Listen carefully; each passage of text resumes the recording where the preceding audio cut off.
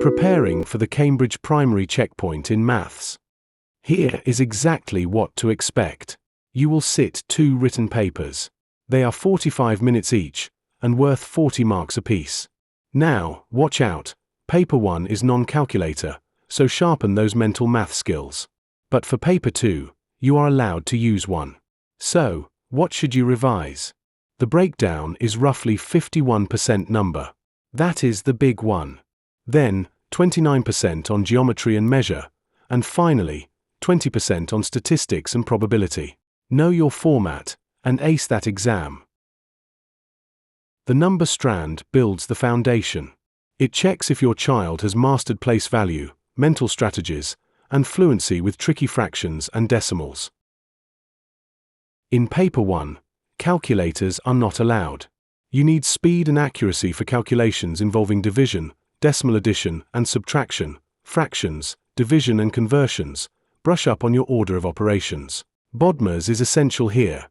Powers of 10, inequalities, divisibility rules, and factors of prime numbers. In paper 2, calculators are allowed, but the questions involve applying knowledge rather than just finding an answer. Expect to cover place value, fractions, of amounts and addition, sequences, multiples and factors, percentages, ratio and proportion, rounding, as well as square and cube numbers. Then geometry and measure. This isn't just drawing shapes. It tests spatial awareness and critical practical skills like measuring time and mass in the real world. For the non-calculator paper, you must be able to measure radius and angles accurately, so don't forget your ruler and protractor.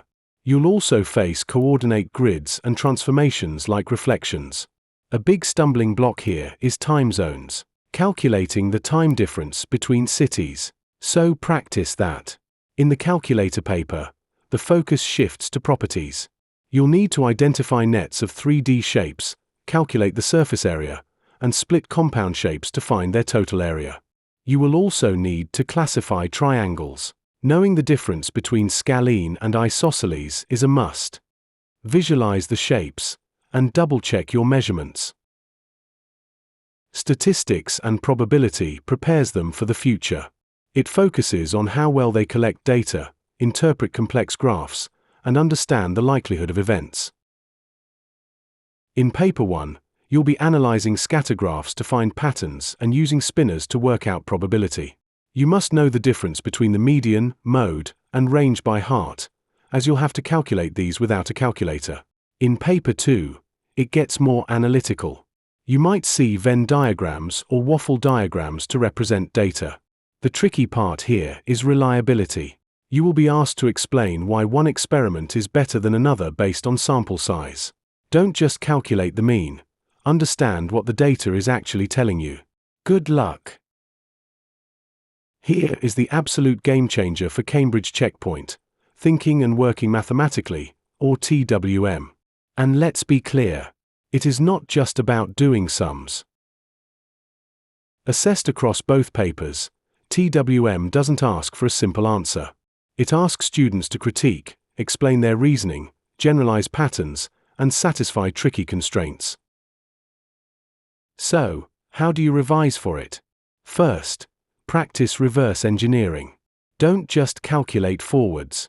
Instead, try to find the starting number when given only the result.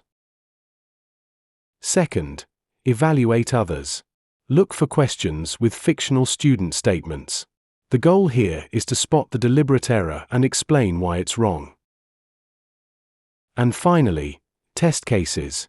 Use specific examples to prove if a statement is always, sometimes, or never true.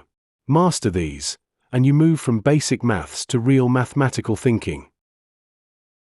For paper 1, trust your logic. If a statement looks weird, it's probably wrong. Tell the examiner why. For paper 2, trust your process. Don't just write the answer. Prove to the examiner that your method is solid. Learn more. Subscribe.